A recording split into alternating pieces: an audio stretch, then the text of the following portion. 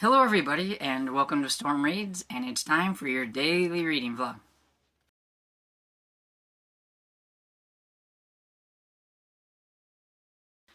So, good morning everybody. At least it's still morning. It's not quite hit 11 o'clock and everything, and I'm tired. I guess I was worn out because I slept in till 8 o'clock, which I don't normally do. I mean, sometimes I'll lay there, but but a lot of times I'll wake up at 7 on Saturdays and I'll be like, oh, I don't gotta do anything, so I'm just gonna lay here.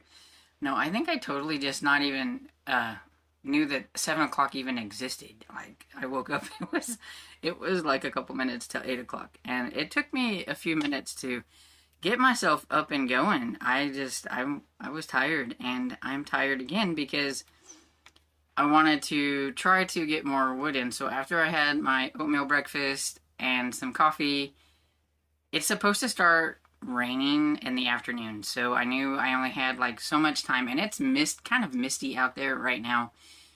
But I decided to stack even more wood on the inside of the house. We've got like 3 stacks in the living room. It's a horrible mess.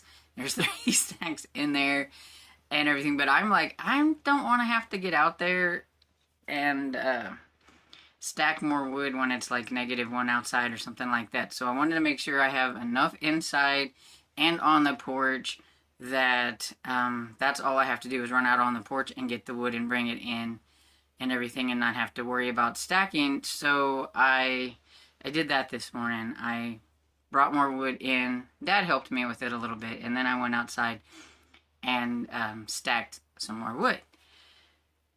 And I stacked until my back says you can't stack anymore. I'm like, okay, I'm done. So I got it pretty good though, I think. Once we get through the week, it should go back up to like the 50s and stuff, and so it won't be so bad. But I did want to make sure that we had enough to make it through the week, because it's supposed to, like I said, rain a little bit today, but then tonight it's supposed to maybe snow a little bit. But like tomorrow, like the high, I think, is maybe 20 degrees, and that's it. So I was like, there's no like stacking tomorrow or anything after church. That's just too cold. And then Monday, I think it's going to be still cold. And Tuesday night, I think it's supposed to maybe snow. And we could get like 3 to 5 inches, it says, which I'm hoping that does not happen. But then like the next couple of days, it's going to be super cold, and then there's negative temperatures at night. And then Friday, it's still cold, but not as bad. But then I think by like Saturday, the temperatures start to go up a little bit and everything. So I just have to make it through the week. And I know my temperatures and everything are not as bad as some people's, and we haven't had much snow at all and everything, which I'm thankful for, because I absolutely hate snow. I liked it when I was little, but having to get out in it and do things in it, I do not like snow. It's pretty on pictures. I love looking at everybody else's pretty pictures that they show. I just don't want it. But anyway, so I am probably going to do not much of anything today because my back hurts and I'm tired. But I did listen to It's in His Kiss by Julie Quinn while I was stacking, and I think I'm about 72% into that, so I will probably go ahead and finish that one today. I am also watching Kat from Kat's Novel Adventures, sprints she's doing this morning, and I was listening to her a lot also while I was stacking, and she's doing her Folklore February sprints, and so I'll probably continue to watch that as long as she's doing that. And I will briefly mention that I did read a little bit on Touch Not the Cat by Mary Stewart, but I still haven't gotten very far. I am 68 pages in. This one's just not really grabbing me very much, and I don't know. I've never read a Gothic before, but do they take a little while to get into them? Because so far it's just been really wordy and not a lot of dialogue, and that's not really my kind of thing. She knows that there was like somebody in the vicar's place there, the church, when she went there to put the, I guess, the urn or whatever that her dad's ashes are in. She wanted to put them in the church, and then she was going to come back the next day and talk to the vicar and everything, and then get rid of the ashes, do whatever she's going to do with them. And while she was there, like there was somebody there, and then she's talking to this one guy who's at the farm that she walked to, and she's known him for a really long time, and he said he seen somebody, and he thought it was one of her cousins, because she got the twin cousins, which I don't know if that has anything to do with these, because they look exactly alike and stuff, so that's what I was thinking. It has something to do with the twins. But she's not sure why he would have been there, because they weren't supposed to be in town, I don't think.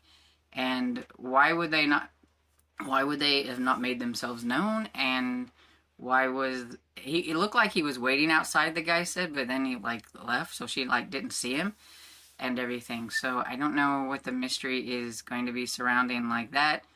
And what did her father know that had the accident happen? Because I have a feeling that the accident wasn't an accident, but I don't know. And so are Gothics just kind of a slow burn suspense type book? I don't know. I've never read one before, but I'm struggling a little bit with this one. I'm going to keep going, but I'm struggling a little bit. So if anybody's read this, can you let me know? Does it pick up any? And then I did read a little bit more of Tasmanian Tingle by Jane Corey. And I got to chapter 2, or no, chapter 3. I'm on chapter 3. Look at me go. And which is page 34, so it's not like in there very far. But something happened. Like, she found out some things about her mother, and then that has to do with the Cade guy, and how, I guess, because her mother was a lot younger than her father, and here comes this nice-looking younger man on the scene, because he was the manager of the orchard, working with her father, and she kind of had her sights set on him, but that backfired, and it didn't go quite according to plan, and that he might be the reason why her mother decided to leave her father and take Tanya with her, so that she didn't really know her father very well. And so she's learning these things, and she's mad. Now she's mad at Cade because he didn't have an affair with her mother. I don't quite get that. Yeah, he might be the reason that her mother left, and she thinks that he should have been the one to leave the company or whatever, but it's not his fault that she set her designs on him, and he said no because he had more respect for his employer, because that guy, her father, did more for him, helping him get the job and all that stuff, than to risk it having an affair with his wife. Well, she's mad at him. And so now she doesn't know why she ever loved him.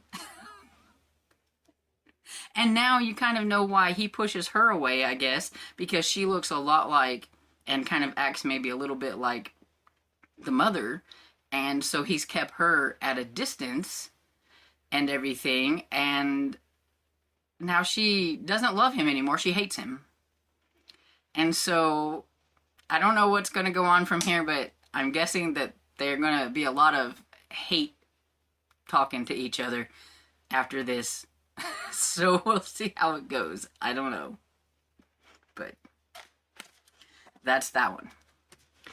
And so yeah, so that's my update for now, and I will be back later. Hopefully maybe when I've finished It's in His Kiss.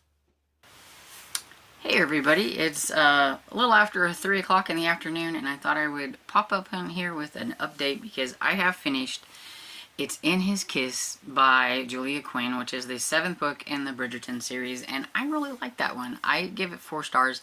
It was a lot of fun. I really thought that Gareth and Hyacinth had a really good, they were a really good match. They have really good banter. Then she was going to give him a run for his money, but I think he was going to love it all the way and everything. And she, wasn't your conventional lady. She definitely had her quirks and things, and I think it's those qualities that Gareth actually really liked and everything. And there was a little bit of a mystery involving some jewelry and things like that. And let's see, there were Gareth did make a little bit of a bungle, and but it didn't cause like a third act breakup or anything like that. She was very upset, and she didn't want to see him, like, and they kind of didn't talk to each other for a little bit, but they didn't break things off or anything like that, and it got resolved really quickly and continued on and stuff. So I really like that. I liked finding out the kind of the mystery surrounding Gareth and who his parentage is, his actual father and everything. That was a big part of this, and it was just interesting overall. It had a lot of stuff going for it that made it really interesting. My only problem, I think, is I thought it had a little too much steam. I don't like the spicy bits. I'll admit I'm not a huge spicy bit person, so I think others will like this more if they like that kind of stuff. And I don't even know how to rate like stuff, but I mean there were probably like 3 or 4 bedroomy type scenes, and the one that I hate is that one at the very end of the book. I don't need that right there. I feel like it ruins the whole end of the book. I could just like stop before that and be on my way and everything. I just don't understand why you have to put one right at the end of the book, but that's just me. I did like that this audio version had the second epilogue, so that you got to see Hyacinth and Gareth when they're older and stuff like that. So that was a lot of fun. And so yeah, I enjoyed it. And I did read also some on Farmer Boy by Laura Ingalls Wilder. It's the second book in the Little House series. I was reading this for the Little House readathon, but I didn't get finished in time. And I'm still reading it, but I'm probably about 62% into it.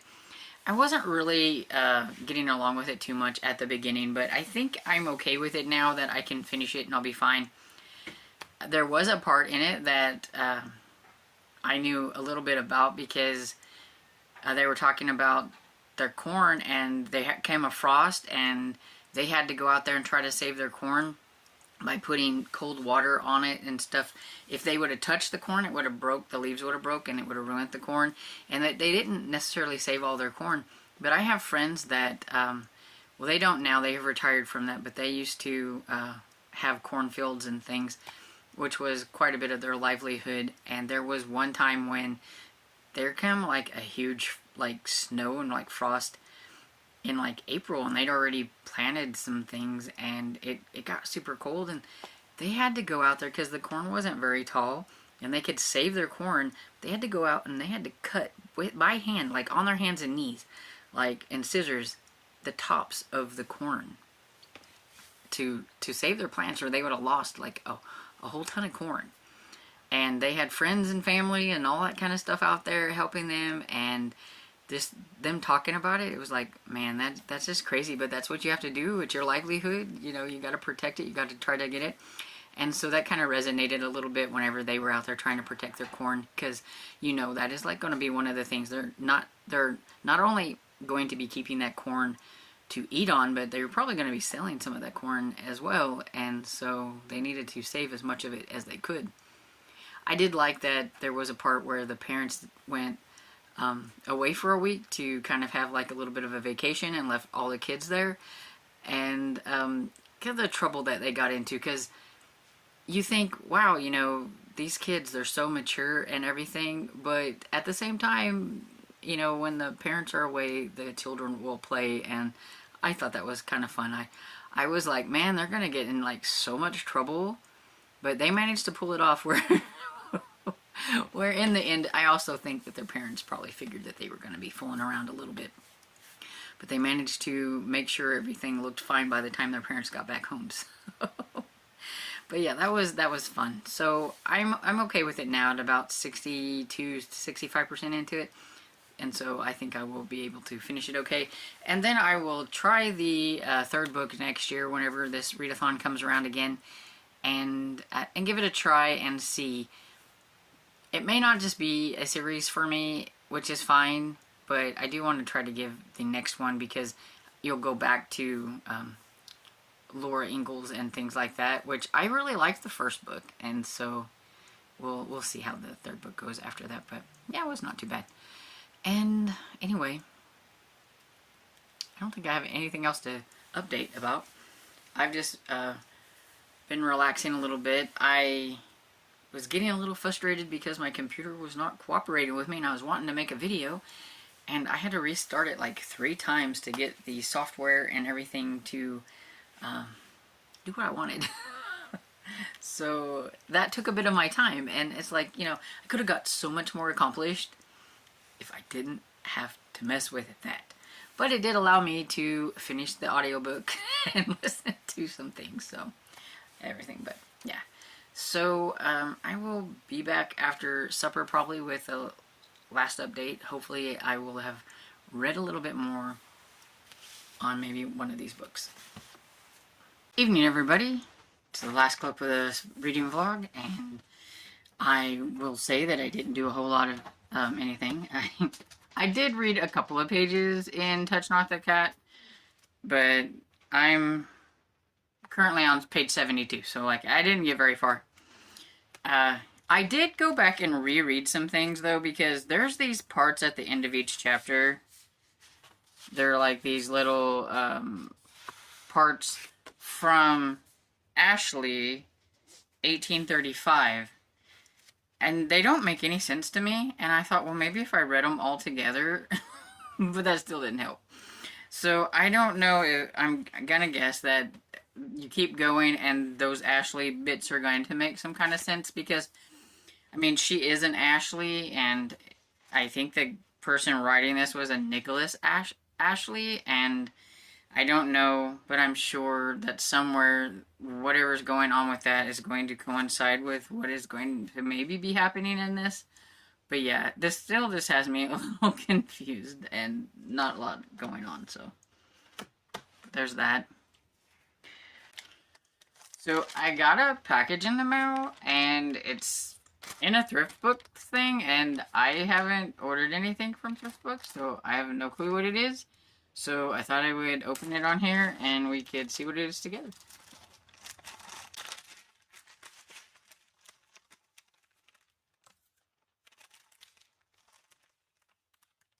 Oh, cute. It's a duet. It's a Harlequin duet. It has Truly Madly Briefly by Doris Fossen and Tried and True by Katie Gallagher. That is so cool.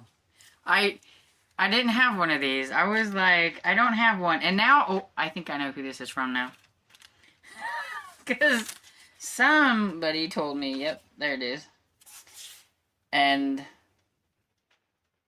I don't know if she wants me to say, so thank you. I seen it says on the back here.